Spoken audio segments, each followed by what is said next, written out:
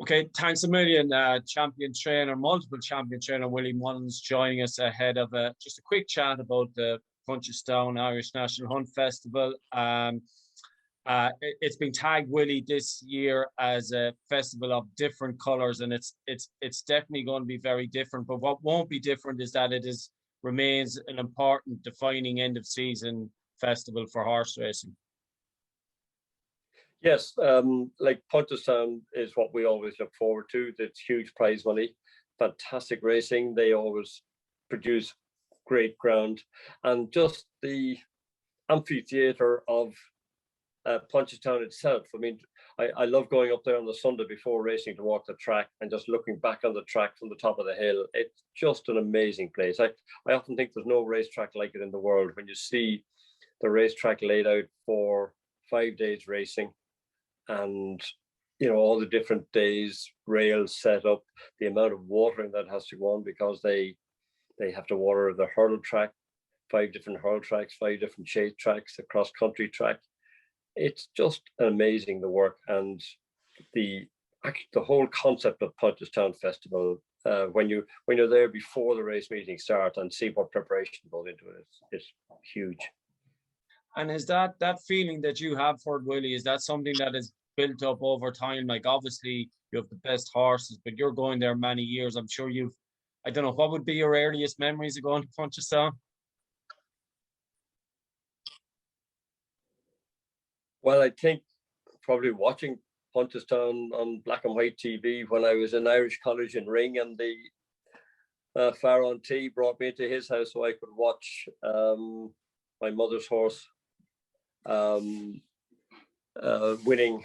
I think it was whatever the big hurdle race was at the time, and so it was, that going back that length of time. Won't tell you when that was, but anyhow. And what I find interesting, or what I would be interested in, is how you approach it in a couple of ways. I get the sense it obviously remains very important, but there's a bit more of a social, relaxed vibe. Obviously, maybe not this year socially, but is it one you enjoy more? It is. It is. It's like end of season time, I suppose, or end of year class. So everyone's a bit more relaxed. However, the last few years have been fairly hectic for us because we've been involved in championship battles with Gordon and Cullentra, and it's that's added lots of spice to it for us anyhow. And even though you have great horses going there, and you hope that 1 or 2 of them will come up, on the day in Punchestown, but still, so we weren't going in as relaxed maybe as we could have been. But that's part of sport, isn't it? You've got to have finals someday, and Punchestown is a tremendous final. So it is. And what I have always found interesting is, that you managed to bring so many of the horses that perform well at Cheltenham. And we all know sports people and horses are the same. You can peak maybe a certain number of times. What do you do that they arrive in Punchestown a few weeks later, so many of them so fresh, and can go out and do it again? And have you changed that over the years? No, I think we're sort of, well, probably the horses are just getting better. The ones that we, because we good access to nice owners and maybe a little bigger budget nowadays than we used to have. So you hopefully have better horses. But it has surprised me over the years as well that after going to Cheltenham and after going to, Leopardstown at Christmas, Cheltenham, maybe Aintree, and some of them back to Fairyhouse, that they can still perform so well. That's, we don't take that for granted. We're delighted and as probably surprised as other people looking at it, because you don't expect your horses to be at top level coming the last month of the year. And we've often found that the horses are actually might even put in their best performance all year there. That's interesting. But would you back off them more or less? I mean, they all have their fit, so it's really freshening up, is it? I would imagine. Yeah, so I mean, they all get a break, after the whatever big festival, they'll get a little break, and everyone has different ways of giving their horses a break. but you've got to get back in and work them then and make sure that they're all good, and have enough done.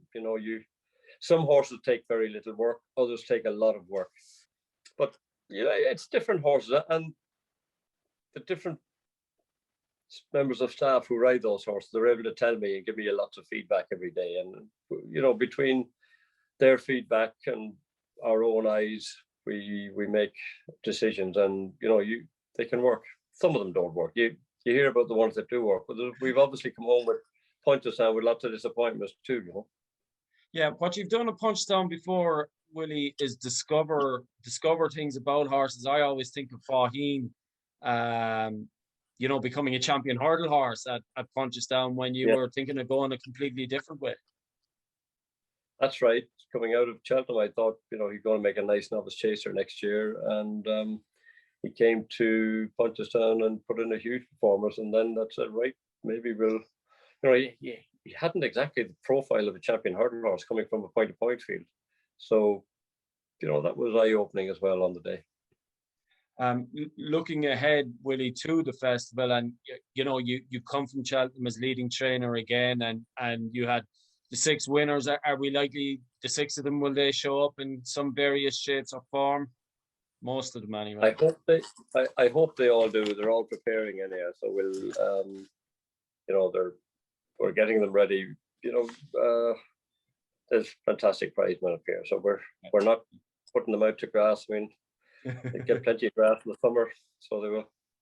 And just one question about your stable jockey, who's obviously been out a little bit for a little while with injury, Paul. Can you tell us anything about his likelihood of making it, Paul Townend? It's progressing. It's progressing, but very slowly.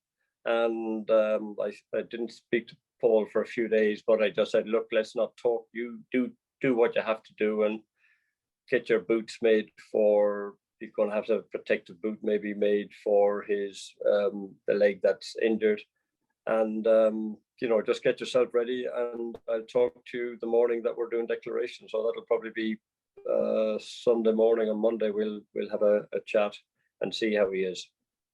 You seem to be brilliant at not worrying about things until there's need to. You were the same about Brexit and COVID before Cheltenham. Yeah, I think lots of people get their knickers in a twist about things, and what can you do about it? That's the way it is. Just tackle it when it arrives in front of you. Okay, we're going to talk some horses now, Willie, and we're not going to run through a list of 30 horses, but you obviously have so many good horses for the Grade 1 races. Tell us about Alboom Photo after the Gold Cup.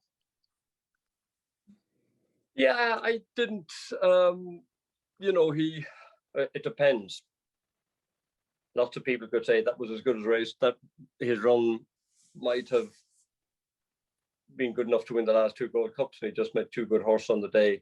I didn't think I'm not saying he'd have won the Gold Cup, but I thought he could have run better. Maybe he didn't fire as well as he has. Certainly the last 5 jumps weren't as strong as they were last year. So that's it. He's worked well. In the meantime, I'm happy with him where he is at the moment. And Willie, obviously you'll have Mellon and Kemboy also resuming rivalries with Alboom. That's right. Yes, Alboom. Easy game is there. I'm finding it hard to get a race for him, so he'll probably take his chance there. Kemboy and Mellon. Allaho is there, but at the moment I'm looking at the 2-mile race for Allaho. I think just like to see what he can do over 2 miles. He jumps so efficiently and so well that that's where my head is at the moment anyhow. Well, it'll be a bit like a Faheen. You're going on a little fishing expedition with Allaho just to confirm suspicions, maybe? Yeah. Well, I love horses that jump as quick as him. And if you can jump that quick, usually you can come back and trip a good bit. And he's by No Risk at All, the sire of Epatante, and I think No Risk at All probably gets more, gets faster horses although something tells me he had a 3 mile winner in Cheltenham as well, or something. Or but he might. I think Allaho has the jumping technique to jump with 2 milers, but he actually has he gallops well enough. We all saw that in Cheltenham. Yeah, it's worth a crack, I think. Oh, you'd be taking on Shakun first of all. Yes, yeah. So that could be a good race. Just a little understatement, Willie. Yeah. How has Shakun come out at Cheltenham? I mean, you would, on the face of it, have been disappointed, I guess. I just think we didn't make enough use of him. You know, I think we maybe our tactics just let us down on the day. It's easy to be wise after, isn't it? You know, you're always learning. Yeah, I guess. Yeah, I guess with Allaho there, then if he's coming back, though, you won't have shortage of pace. You'd imagine it will be. You know, there'll be plenty of pace, and Keelius Emery will probably go there as well. So we'll be well represented in that race. A horse, one of your winners, we should mention you had 6, Monkfish, obviously, who probably maybe didn't perform as smartly as you'd have liked, but still won quite snugly. I mean, very snugly. He was never going to be beat. Yeah, he didn't jump with the same flair that he jumped. He didn't gallop with the same flair. And I'd agree, but he'll go for the 3 mile race. We also have a Styrian Furlongs there.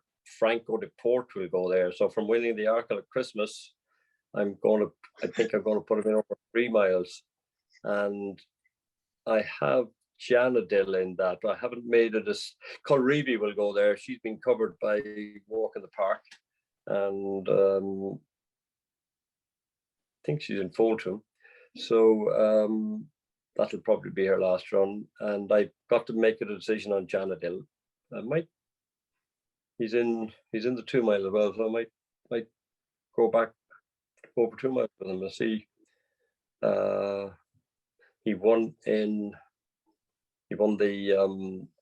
what used to be the Paragold Cup in Fairyhouse. So that, you know, maybe come back another half mile. That's this end of the season, another fishing expedition, as you call it. We'll see. Might go back to 2 miles. Right. And Colreevy, you mentioned another signpost. You know, the Mayor's Chase is one of the races of the meeting at Cheltenham, but I presume she'll be retired. I mean, the Flynns are breeders, aren't they, Willie? Yeah. They are out and out breeders, and hopefully they might ask me to train one out of her in a few years' time. But yeah, I mean, Niall would always be, and John Flynn, they would always, you know, they're out and out breeders, and I can see where they're going, and hopefully she'll come home safe and sound, and we'll see. She could, you know, she's a fantastic looking mare, fine big mare, and needs to be lucky and maybe breed one as good as herself. Appreciated was standout of the novices, and again, I think it's probably fair to say it has surprised you in the direction he's gone in as the year's gone on. Yeah, he has. I mean, I never dreamt he had that much speed, but he jumps, he gallops as well. I suppose he probably takes a lot of speed out of horses with the cruising speed that he has. And we have Blue Lord in that race too, who was running a fantastic race in Cheltenham before he fell at the last. I've also got Gallop and the Champs, Ganap at the MC Muldoon, and Echoes in Rain in that race.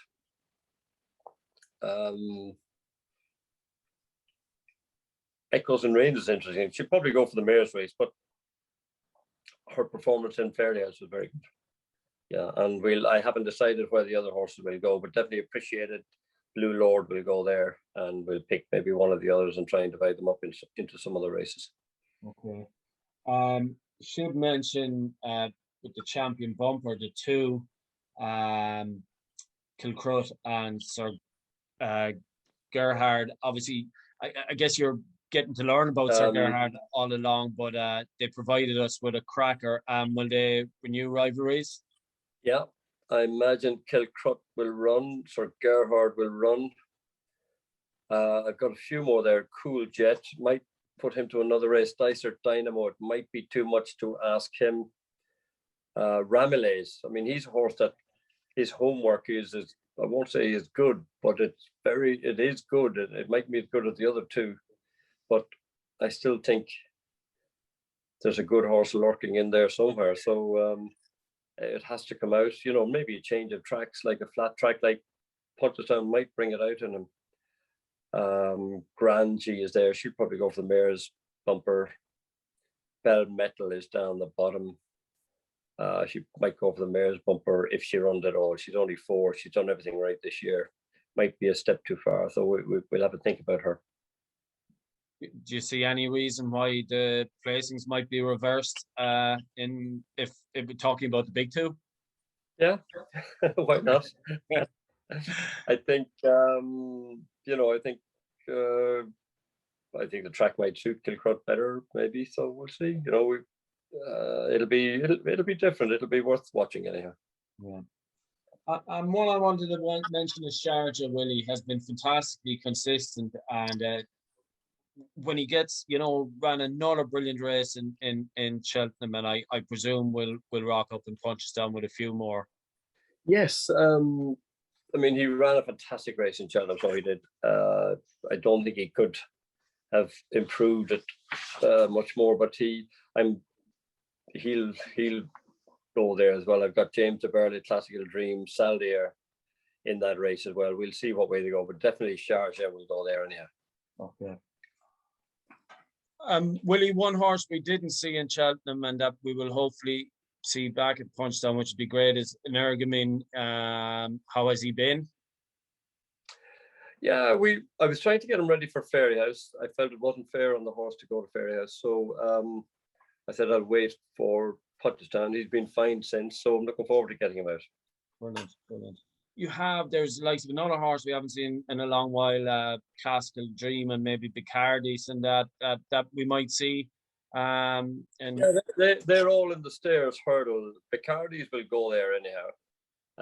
Classical Dream, I was hoping he might be fast enough to go down the 2 mile route, but he's not. So I hate coming back over 3 miles for the first run, but it's probably the only option. Saldier is there. He probably needs a trip at this stage of his career too. And James de Burley, he disappointed me in Cheltenham. I thought he would run way better than that. His homework was way better than that. So both Saldier, James de Burley and Classical Dream were in the 2 mile hurdle, but they also hold entries in the 3 mile. So we'll see as they do their final bit of work which direction we'll go. But Picardi is a definite runner there.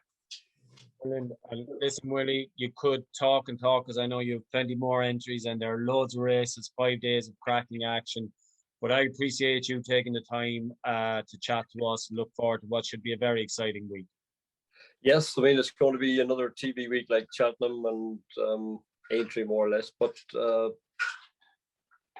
think we've got a good team on TV as well who bring the real racing home to people.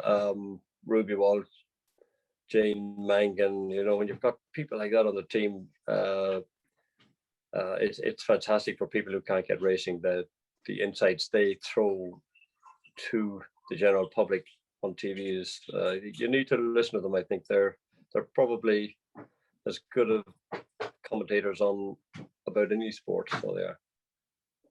Yeah, well, we look forward to Willie, and we look forward to those of us that'll be lucky to be there. Look forward to seeing some good action over the 5 days. Thanks a million for chatting. Thanks very much, Daragh.